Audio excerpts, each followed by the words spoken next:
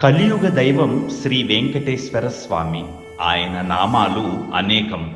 ఆపద మొక్కులవాడు అన్నా, అనాథ రక్షకుడు అన్నా, శ్రీనివాసుడన్నా, తిరుమలేశుడన్నా, ఇలా ఏ పేరుతో పిలిచినా పలికే దేవుడని, భక్తుల మొర ఆలకించే భక్త సులభుడు అని ఎంతో పేరుంది.